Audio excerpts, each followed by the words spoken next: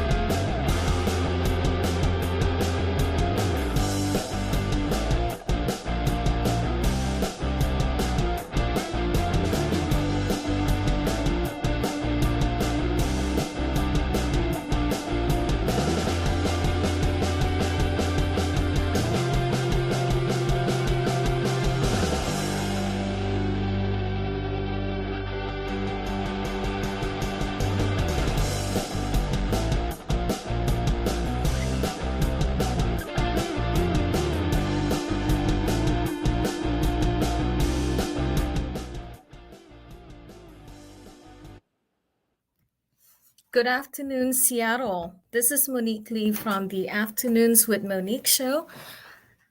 You're on Rainier Avenue Radio, and today we have two segments from Roger Flygare and AnnMichelle Hart. In the first segment, from 2 to 2:30, they will be on to talk about Federal Way Public Market and why they think it's a good idea for them to promote this cause. And on the second part of Afternoons with Monique, the final episode, we will have Cultural Psychologist Dr. Charles Johnston to come on our show to talk about his work and his recent article about regressive dynamic of our society. Please welcome to my first segment of the final episode, number 108 of Afternoons with Monique, Mr. Roger Flygare and Miss AnnMichelle Hart. Good afternoon. Good afternoon, guys. How are you doing? Well, let AnnMichelle go first. I'm doing great. How are you? Fabulous, fabulous. It's great to have you guys on my final episode before we start the next season, 2023. Roger, you told me about, well, actually, Roger has been on my show a couple of times before, right, for the Veteran Day, and another episode. And Roger is the owner of Roger Flygare and Associates, a court reporting agency in Washington State, who had been in business for 25 plus years. Oh, yeah, at least. Probably 35. Yes. And I met Roger through the General Associates, a governmental nonprofit for Army servicemen. And that was a few years back. So Roger, can you tell our audience a little information about you, how long you've been in Seattle and, what you do in Federal Way and how long you've been living there? I'll let you start first and I'll ask AnnMichelle right after.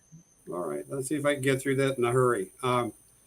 My family moved here in 1969 to Federal Way. Mm-hmm. I served my military stint in the U.S. Army. I came back to Federal Way after being discharged from the military at Fort Lewis. And I went to pursue a business degree. And while I was temporarily living in San Francisco, I got interested in court reporting. And I was working for a subsidiary of Levi Strauss and doing fashion shows and things like that, which sounds exciting, right? Right. But it's not quite the same as sitting near where justice is being delivered. That's very exciting all the time. My office has moved a couple of times. I used to be in downtown Seattle at a building formerly called the Bank of California. I have no idea what it's called today. And one of my big clients, the Attorney General's office, was just above me. And so we had a great working relationship there and still do. My office is now in Federal Way. A number of years ago, I bought a commercial piece of property here and have had my office here now for, I think going on about 15 years.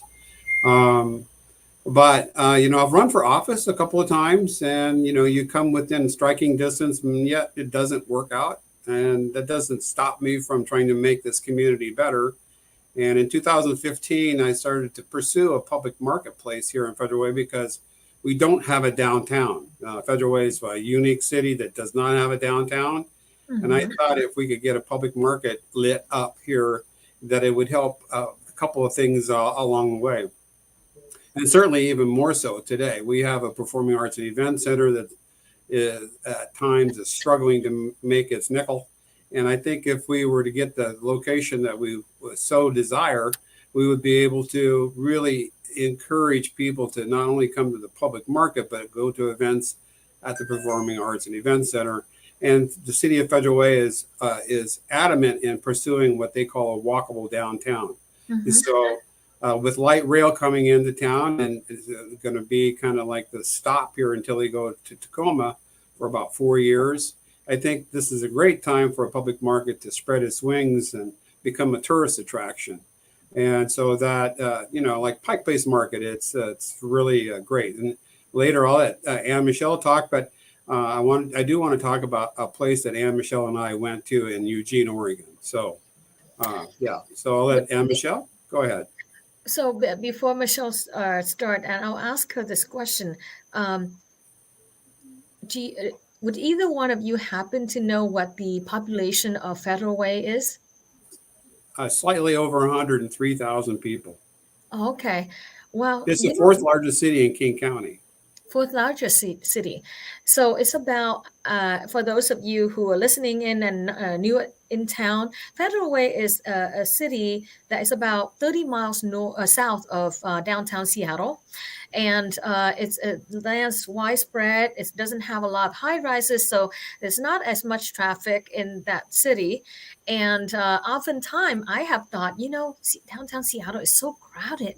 Why don't we just have some talent in the neighboring cities like Auburn, Federal Way, and build a community there? Land's cheaper, the population is more thinner, it's less complicated, lower crime. Why don't we have that there? So I thought it's a great idea that you're building this. Here you go. This is Dan Bells. He is our producer. He's bringing a map on so people can see where it is relative to Seattle. Right there, Federal Way, and we see Mercer Island, and right along the I-5 and 405 corridor. So so it's a small city, but not too small. And Michelle, what do you think that you're going to have? You guys going to have at the public market? By the way, do you guys get city approval in order to have this public market built and funded? We've been working very closely with the city council. Most of the city council, we believe, shares our view about the necessity of having a central location for people to gather. Right now, nothing in our city stays open past 7 p.m., which is a problem for people in their 20s to 40s. There's no place to hang out. Right. We're working with them on redeveloping a particular property that the city finally has ownership of, and we hope that we will be part of that project once it gets up and built. We have Chris Genji mentioning that he's a listener. He said, as Federal Way residents in Marine Hills, great idea, Roger, for public market, much needed. So we have one comment coming in. Okay, so AnnMichelle, what will you have at the public market? What kind of vendors and events and services would you guys have?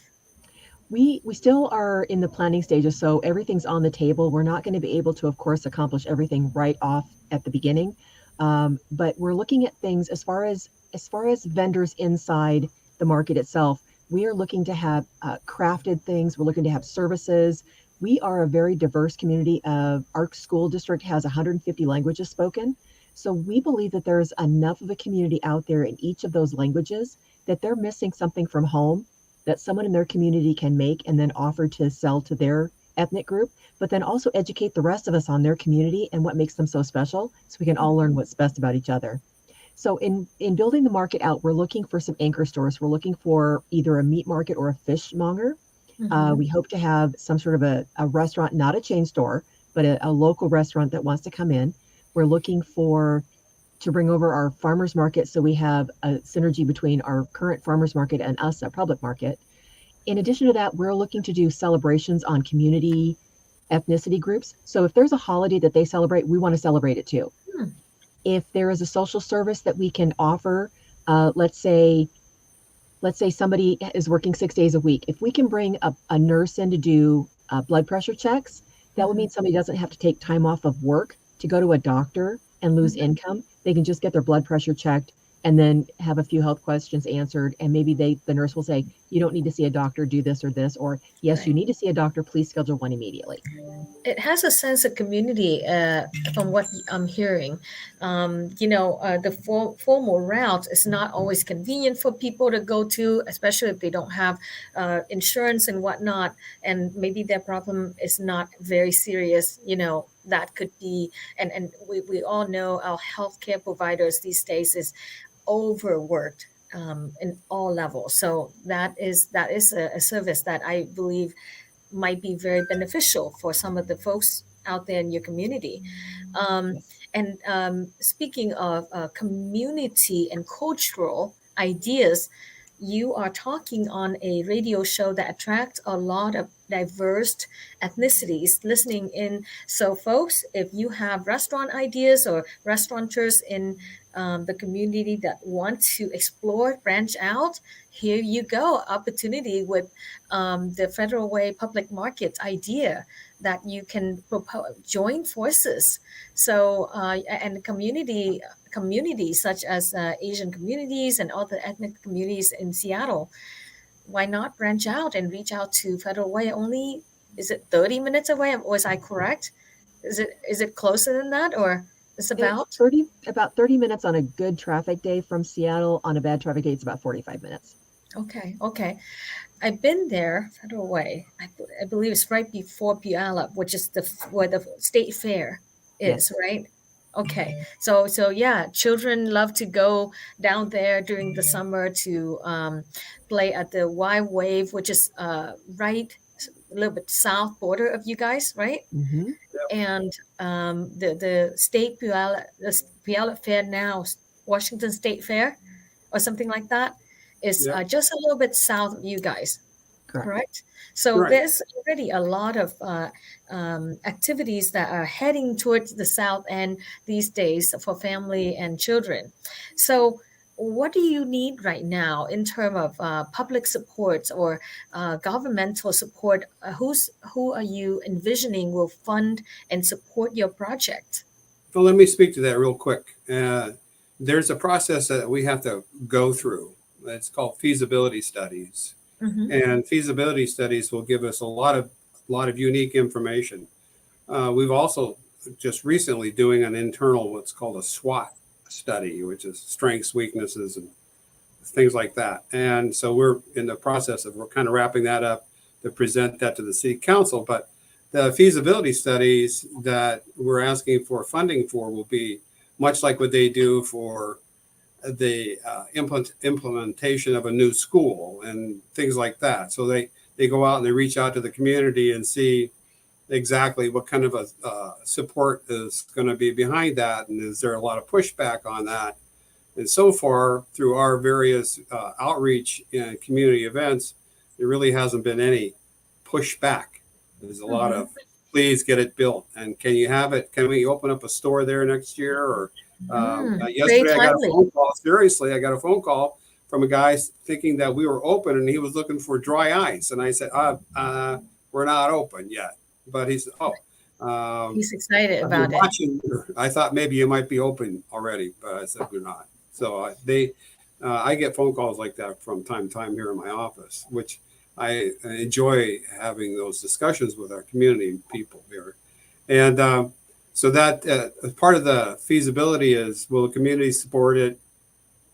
And then a location, which we've got 2 that we're looking at, and they're both in the same general area.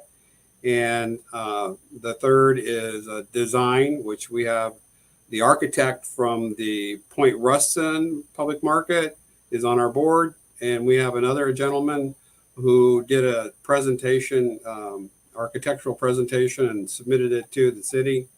And he joined our board thinking that we're a good fit for him. And we said yes. And so he's now a board member. And so there's a lot of moving parts yet. But I have some good news. I can't release it quite yet, but I think when we have it, I'll come back and let you know what that is. Of course, because I always appreciate your input, Monique. And also, as part of that, South King County doesn't have what I call a robust veteran service area. Mm-hmm. Does not. And as commander of the Veterans of Foreign Wars Post 1741 in 2021, my post was the #1 post in the state for community action and outreach. And we were number 27 in the nation out of like 6,000 posts. So we've got the moxie to carry forward with putting together what I would call a service center here that would help veterans. And, I'm strong with that.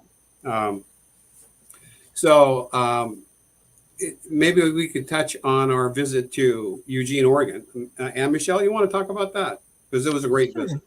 It was a great visit. We've been tracking several public markets across the United States and obviously Europe too, because they have a lot of markets there. 2 of them caught our eye. One was in Wenatchee and the other one was in Eugene, Oregon. The one in Eugene, Oregon is called the 5th Street Market.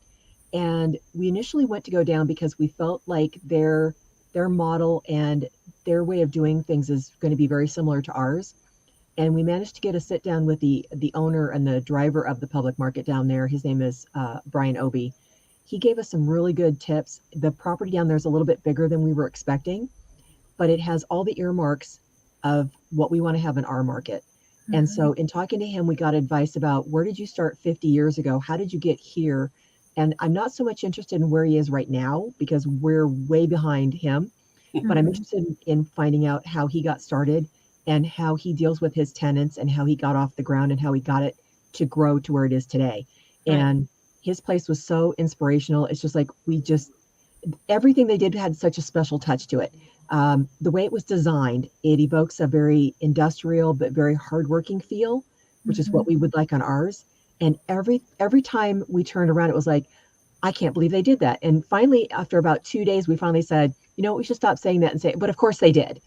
So things like the drain hole covers had a design on them. The drainage for the old part of the market had drainage underneath the old bricks, which unless you were looking for it, you didn't see it.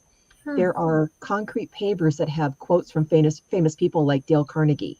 Oh. And it's so inspirational to see all this. And I think that's something we need here. And I get so excited because even if you're passively walking through that market, you get inspired by it.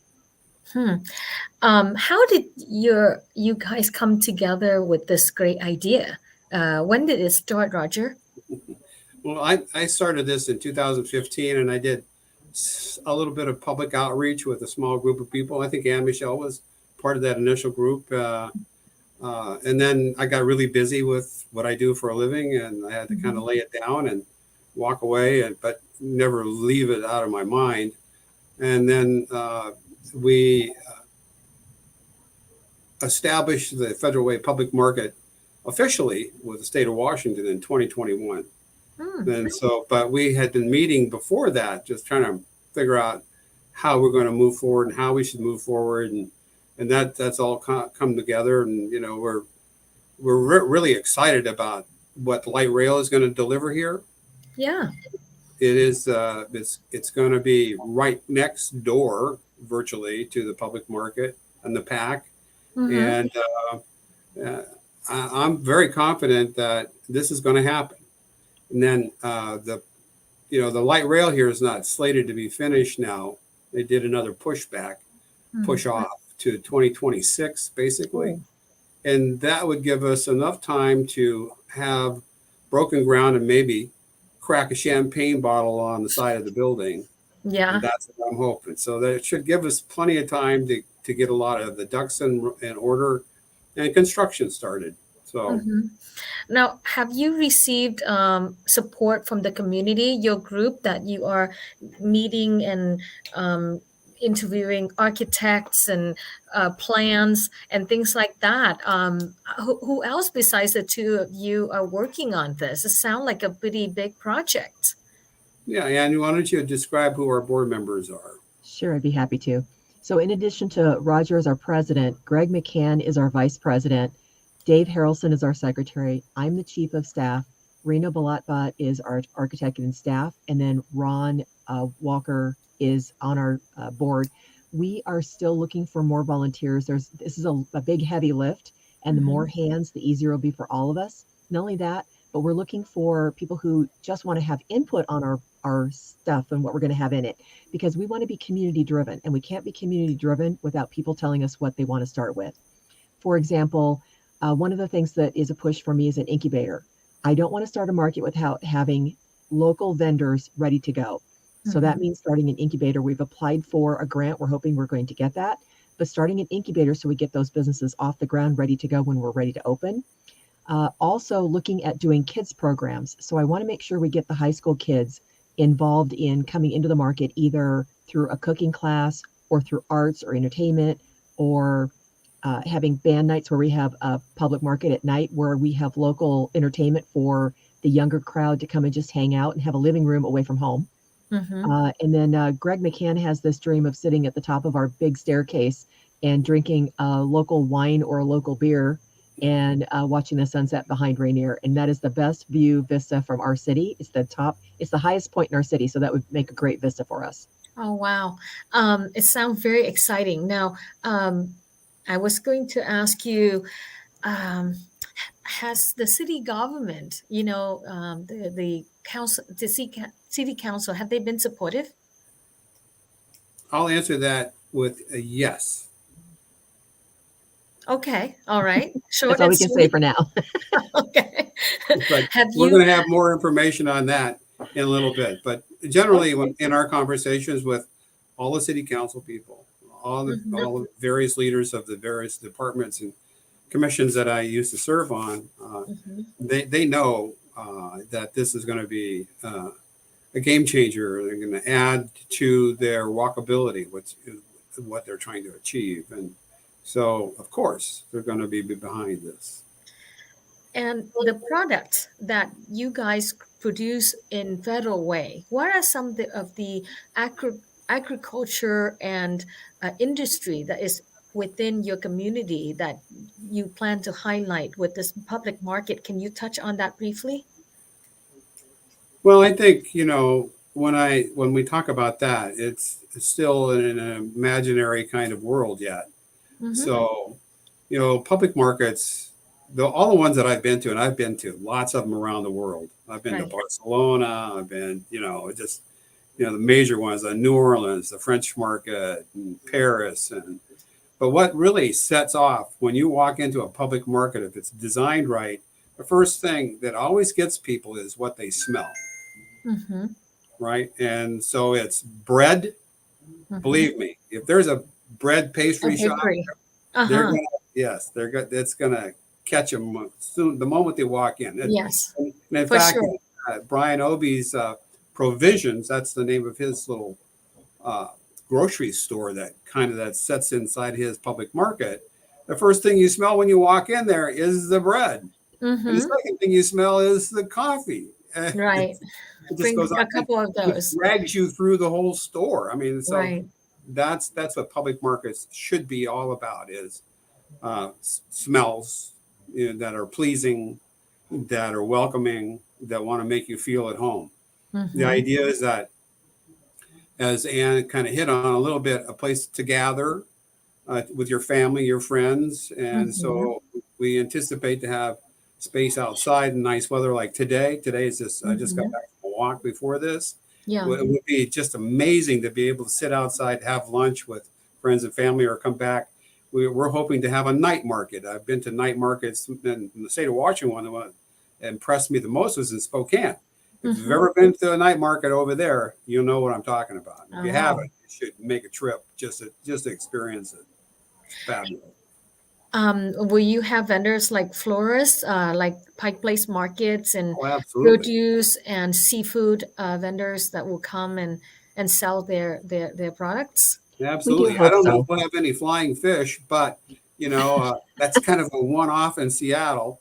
But I've talked to meat market people, fish market people. They want to be here. And by the way, when we talk about all the languages that we're talking here, we've been thinking about maybe branding this as an international market. It would give it a different flavor. It set us apart from all the other public markets, because all the rest of them are just public markets. We could be in an international public market with the various ethnicities that live here, and that would be very exciting. Pike Place Market was designed, the sign and perhaps even the Pike Place Market was designed by Victor Steinbruck, whose son, an architect and Seattle City Council, was on my show not too long ago. And if you have not picked an architect for you have 4 right now, but you have not finalized, he might throw his hat in the ring and want to compete for that, job. So have you guys decided on what architect that was going to help you design and construct this? We may not have control of. Sorry, go ahead. Yeah, no. Well, we have Reno, who is the architect for the public market at Point Ruston. And so we haven't chosen an organization to do it yet, but we have architects that we know about. And Peter Steinbruck, I know him like a friend. So, yeah. So it's, I miss my conversations with him. I know he's been pretty busy. So one of these days we'll get that reinstigated. Right. But yes, good suggestion.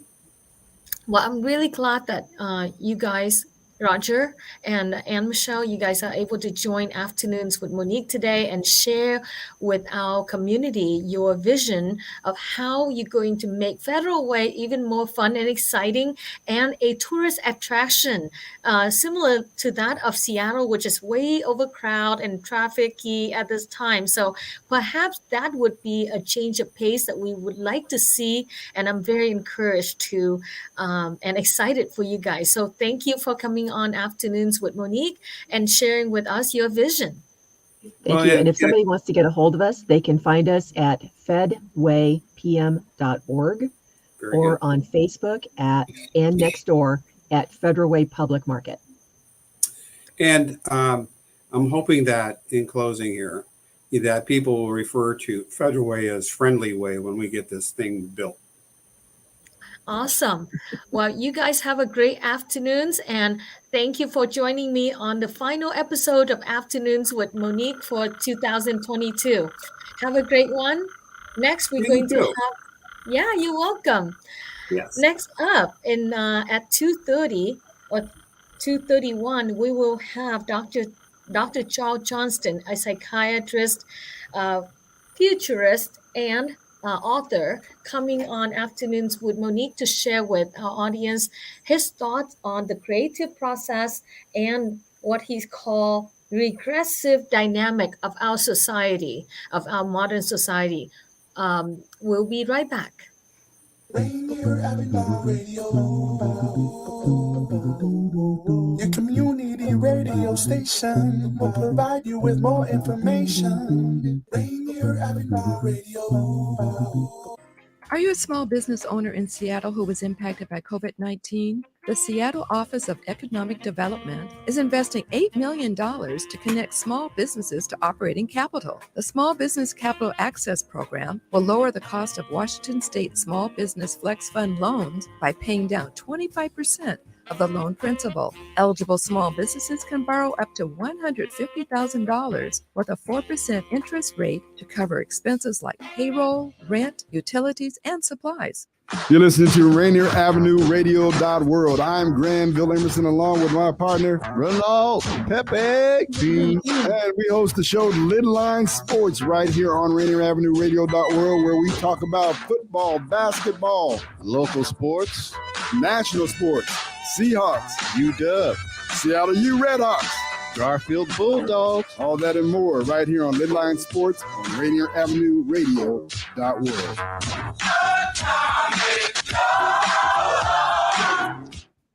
This is your Rainier Avenue Radio.world community update on Seattle City Lights Utility Discount Program application. If you are impacted by COVID-19, otherwise known as the coronavirus, access the utility discount application online at seattle.gov/UDP for utility discount program, or call 206-684-3000. That's seattle.gov/UDP or 206-684-3000. Hello, listener. What's important to you about what's going on in your community? Are you interested? Are you concerned? In any case, I invite you to tune into my show, Seattle Here and Now, on Rainier Avenue Radio.world. Why? I will be covering a wide range of topics important to you and impacting the community. Each show will have a special guest or guests to share with you information on a variety of subjects that are happening here and now in Seattle. I promise I will work hard to make my show informative, interesting, and entertaining. Be sure to listen to Seattle Here and Now on Rainier Avenue Radio.world. Ở Washington, hầu hết chúng ta đều đồng ý rằng con đường dẫn đến sự an toàn nhất là khi chúng ta đặt điện thoại ra khỏi tầm tay. Nhưng điều đó không dễ làm, vì vậy hãy lan truyền thông điệp và làm gương. Trước khi bạn lên đường, đặt điện thoại của bạn vào hộp đựng găng tay, gài đặt nó với không làm phiền. Yêu cầu bạn bè và gia đình của bạn cũng làm như vậy. Bởi vì khi tất cả chúng ta đều làm phần việc của mình, sẽ tạo ra con đường an toàn hơn cho tất cả mọi người. Chúng ta hãy cùng nhau đến đó. Một thông điệp từ Ủy ban An toàn Giao thông Washington. You are listening to Rainier Avenue Radio, your community radio station. Welcome to Rainier Avenue Radio. This is Afternoons with Monique, recording live in Seattle, Washington, every Thursday at 1 p.m.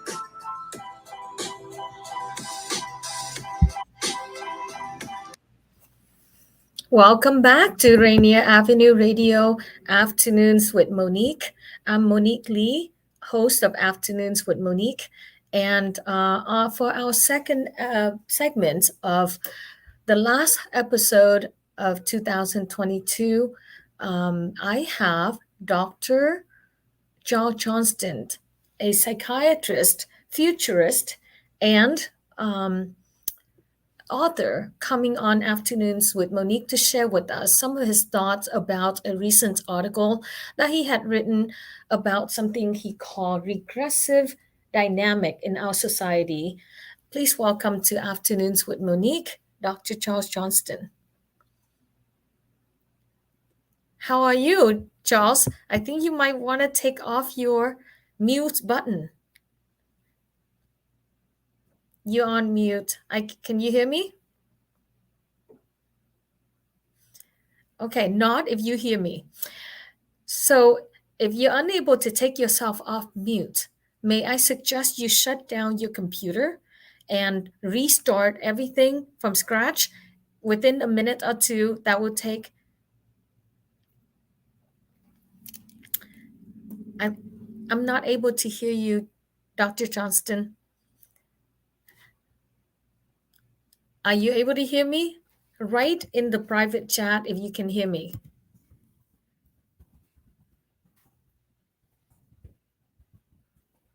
Can you see the private chat there?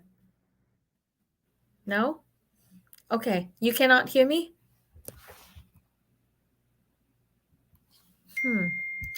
Okay, log off and then restart your computer and rejoin. Click on the StreamYard button again.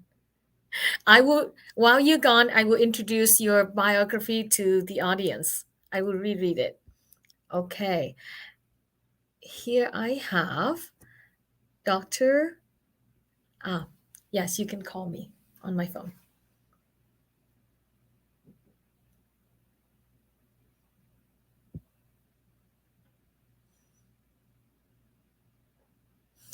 So Dr. Johnston is a psychiatrist, futurist, and author, best known as the originator of creative systems theory, a comprehensive framework for understanding change, purpose, and interrelationship in human systems. For 25 years, he directed the Institute for Creative Development, a Seattle-based nonpartisan think tank and center for advanced leadership training.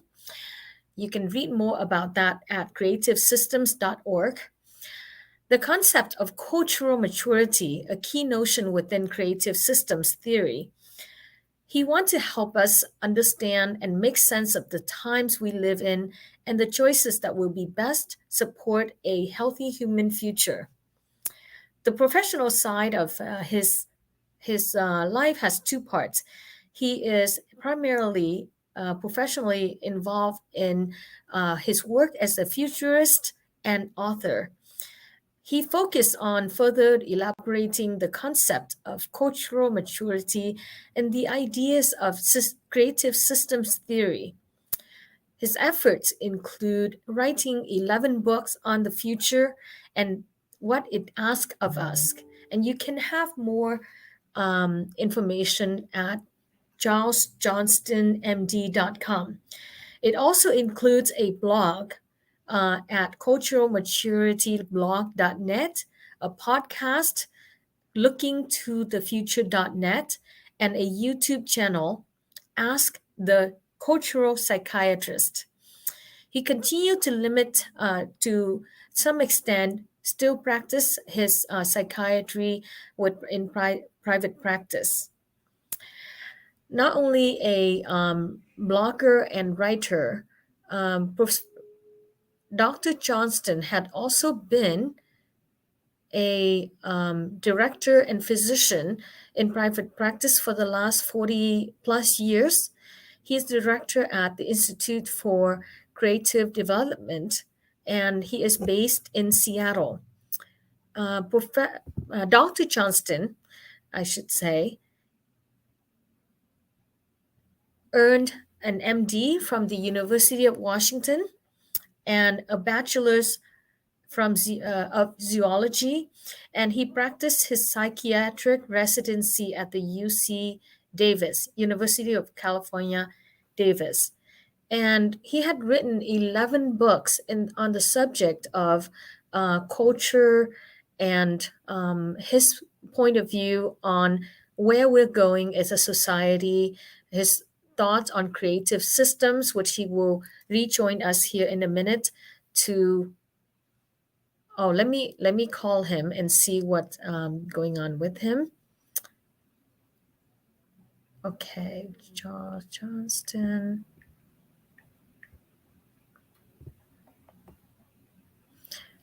Johnston.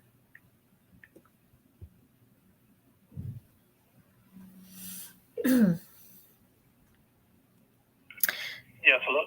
Hi, Charles. Are you relogging into the system, into StreamYard?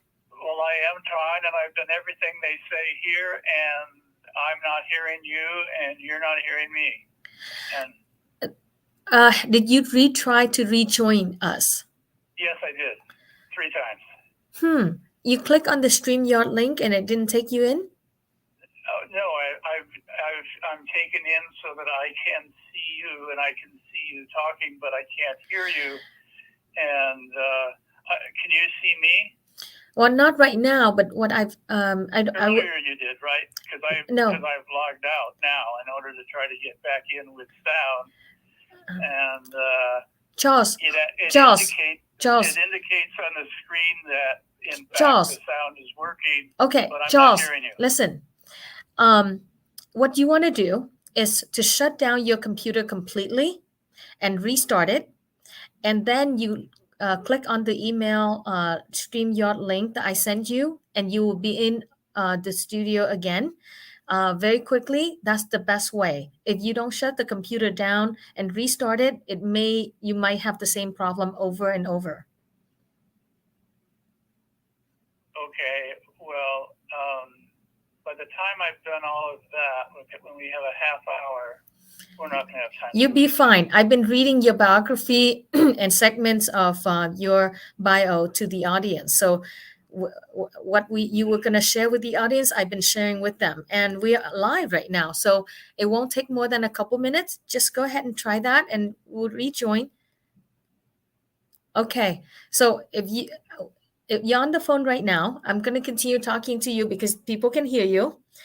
But you can just shut your computer down and restart it. And we're live recording, so we can continue our talk as if you are being recorded in studio.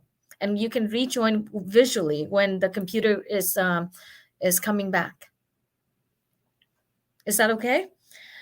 I'll do that. I'm not as confident as you are that it's going to work, but I will do that, and I will keep talking here. Sure. So our producer can hear you. So that means across the airwave, people can hear you because I have you on speaker when I'm talking to you right now. So you're being recorded as we speak, by the way. We're on the air. Okay. Okay. So let me ask you, as you're working with the technical issue here, what is creative system theory? If you can elaborate on that. Well, I've written 12 books on it, so elaborate quickly. Basically, it's a comprehensive framework for understanding change, interrelationship, and purpose in living systems. So essentially, it helps understand how cognitive processes work, understand how history works. It also, in particular, pertinence to the time we're living in right now, it provides a way of understanding some of the particular changes happening in culture in our time and the challenges that they are, in fact, presenting to us.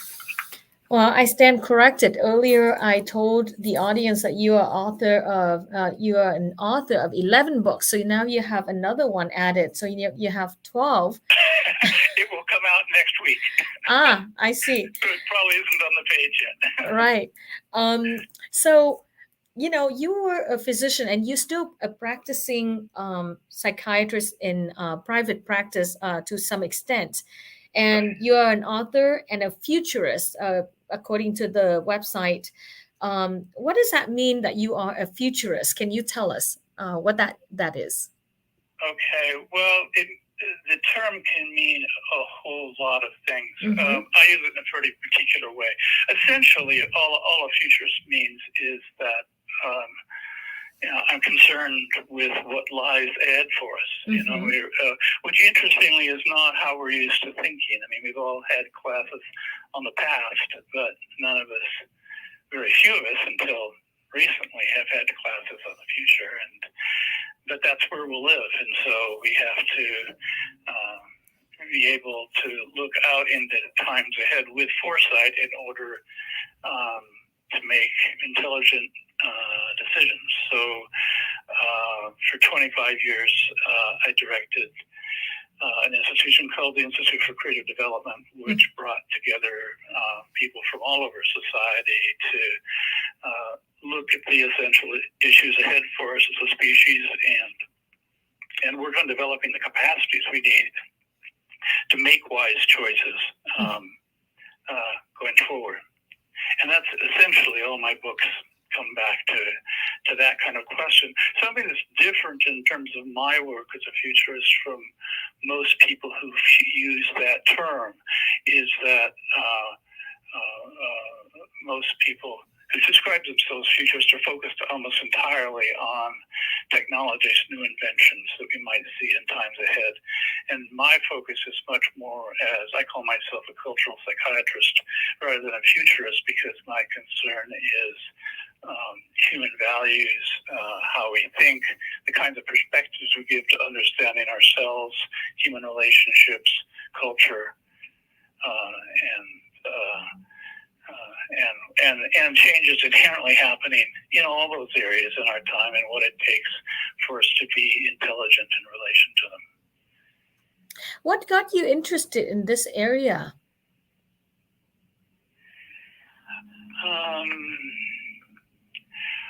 Well, a variety of different pieces, but maybe the simplest way to put it is in working as a psychiatrist with individuals, more and more it became clear to me that a major portion of what we are seeing in our time has less to do with individual concerns and problems than it does with larger changes happening in culture. Like, for example, we've seen a doubling of teen suicide rates over the last 10 years. So I'm pretty comfortable that that isn't just teenagers becoming more neurotic, that we're dealing with concerns that have more to do with the larger environment we're living in, that are creating environments that are stressful and distressful for our young people. And so that's a major part of it. Also, a major part of the concern was that took me in these directions was the development of creative systems theory over time, and because its implications are so strong in terms of what we're needing in our time, that it just sort of took me naturally in that direction. I mean, creative systems theory suggests that our time are really asking a kind of next chapter in how we grow and evolve as people, really a kind of growing up as a species. And there's just a lot of new responsibilities and new capacities that are required in our time from those changes. And so my interest in the largest sense is how to support culture mature sensibilities, culture mature leadership, culture mature choices in our lives. I think our future depends on it. There's a kind of growing up as a species that we need to be successful at, or or, decades ahead are going to be fairly unpleasant. Well, you mentioned about teen suicide as one of the aspects of the culture that we live in. And as a psychiatrist, a doctor, a physician that has access to that prescription pad, how much, and I'm always very curious to ask someone in your position, how much of those suicide statistics from teens and even grown-ups came from the medications that were given and the maybe failure of balancing the chemical that is coursing through the brains of these individuals that ended up committed suicide. How much do you think the pharmaceutical aspect of it is responsible for the doubling figure of these suicides? At least that's not a particular area I focus on. If you're really looking at statistics of suicides, 90% or more of those folks are not people who are on any medication. They're just young people who shoot themselves or however they choose to end their lives. Interesting. Okay. I would be much more. I think there's multiple factors that create a kind of fundamental crisis of purpose and crisis of meaning in our lives, and many of those factors are actually positive and good things, but they create a great deal of stress in people's lives, and particularly in young people's lives. I mean, we don't have the kinds of simple cultural guideposts to follow that we had 50 years ago, whether it's clear moral codes, clear religious rules, clear my country, right or wrong dictates. And it's wonderful that we're moving beyond those, but it also means there's much greater uncertainty and complexity in the lives of young people. We can also add very specific things onto that, such as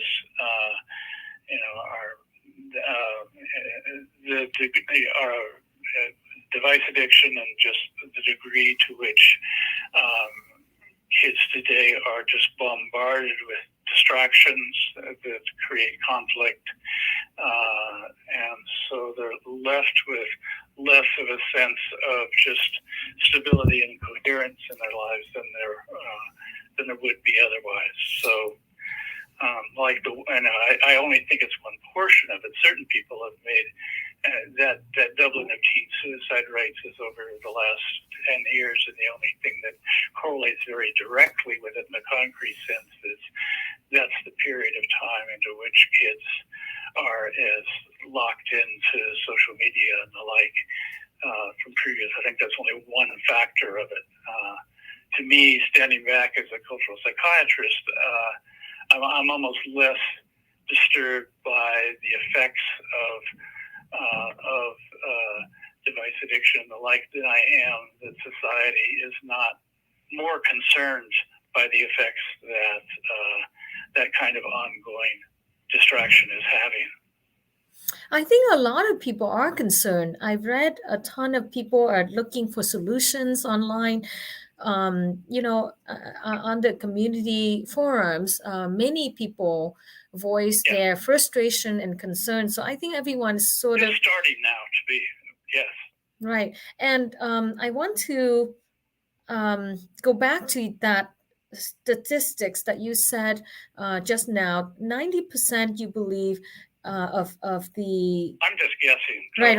I want to. Just most of the folks, most of the young people who commit suicide are not under any kind of care. Right. That's the only observation I'm making. Right. So it's not nothing about medications in that. Right. It's not something that you have come across. Whereas I've read a ton of stuff, and I have the impression, of course, I'm not a psychiatrist or a psychologist, but it seems to me that there is a great deal of medicated children out there. However, I don't have statistics. So if people want to know more about it, perhaps they just should just look that up. Let's move on to the recent article that you wrote entitled "Today's Epidemic of Hopelessness and the Inescapable Fact of Societal Regression," published just yesterday, which prompted me to give you a call.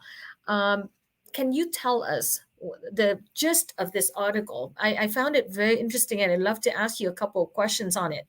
Sure. Well, I write an article about once a month for my blog and other folks, and this time I really wrote about one of the issues that really is concerning me most, and it's concerning both because in the sense of being troubling, but it's concerning me too in that I think a lot about it because I'm not sure I fully understand why we're seeing what we're seeing. And depending on what is causing it, it could have some very, very different implications. Complex topic, but the simple piece is, I mean, beyond the kind of hopelessness we were just talking about with like teen suicide and the like, very related to that and contributing in that is that we have seen significant regression over the last 30 years in the kinds of human and leadership capacities we are needing for effectively dealing with the challenges ahead for us as a species. And we can see that a bunch of different ways. I mean, one of the biggest and most obvious is the degree of social and political polarization that we're seeing all over the place. And it doesn't matter what the issue is, with time we will get opposite sides fighting to the death about it. They're setting neighbors against neighbors. We're seeing it in a more global sense in terms of fledgling democracies increasingly turning to more authoritarian rule, and it's seen in a very extreme sense now with Putin and Ukraine, with leadership that looks a lot like Stalin or even before that. I've mentioned my really deep concerns with device addiction and that whole conversation, which we could spend hours talking about, and we also see it in terms of sort of that time frame I'm talking about, in terms of very specific cultural spheres. I have a colleague who's a Catholic nun, and she shares her disappointment that the kind of ecumenical conferences common in the latter decades of the last century that brought together people from far-flung faiths is becoming increasingly rare of late, that kind of bringing together that larger systemic conversation. And I've seen something similar in my own field. We don't have the kinds of gatherings of people bringing very different perspectives to the psychological endeavor. And 30 years ago, we had significant numbers of books and newsletters and such attempting to articulate a post-partisan positions in the political sphere, and we don't see hardly any of that. So that is no small thing. So the kinds of cultural changes that my life has been about in terms of being able to facilitate them and enhance them become exceedingly difficult in the context of that level of polarization and regression. So it's of deep concern to me. And so as I struggle with it, it's like, why are you seeing what we're seeing? And it doesn't bode well for what lies ahead. And I'm in no way a pessimist by my nature. I mean, one of my books is called Hope in the Future. It's it's all about what times ahead are asking of us, and we may simply be seeing a kind of two-step forward, one-step back kind of process, because that's how changes happen. But I think there is a broader sense in which we as a species are being overwhelmed by some of the challenges that are presenting themselves to us, and from climate change to globalization to some of that loss of traditional cultural guideposts that I mentioned. When systems get overwhelmed, they polarize and regress. That's just what systems do. And so I'm pretty confident that in some sense we're seeing something like that. And it is just that we're being overwhelmed. We're in real problem going forward because none of those challenges are going to become less. I think the potential saving grace in it is that many of those challenges that are stretching us beyond what we can easily tolerate are in fact some of those things that come with cultural maturity, like that stepping beyond the clear cultural guideposts of times past. Mm-hmm. And if part of what is overwhelming us is, in fact, some of those really positive demands of our time that are simply not easy to take on and deal with, that's good news in that at least it suggests there's a way forward, and it's a way forward that developmentally, if the concept of cultural maturity is accurate, it's a way forward that at least the potential for it is developmentally built into who we are. So indeed, what's then being called for in our time is being able to bring the kind of courage and perspective to the new kinds of capacities our times require. And in that, it will allow us to move forward again. But I mean, to me, quite honestly, that's the defining challenge of our time. Okay. Well, we are out of time, so I have to unfortunately end the show at this time. But you share a lot of great information and food for thought, and I appreciate you coming on Afternoons with Monique. And, folks, if you want to learn more about Dr. Charles Johnston's work, you can find his author page at charlesjohnstonmd.com or his culturalmaturityblog.net blog. Thank you, Dr. Johnston, for joining me on Afternoons with Monique. Okay, Monique. Take care. All right. Well, that is it for our final episode of Afternoons with Monique for 2022. I have the following thoughts in wrapping up this season. Our world is getting increasingly chaotic, and we're busier and more troubled than ever, from climate change to global warming to domestic international discord. I hope my show in the last couple years gave some information, knowledge, and hopefully help us arrive at wisdom. Until next year, January 2023, please take care of yourself and each other. I'm Monique Lee, signing off.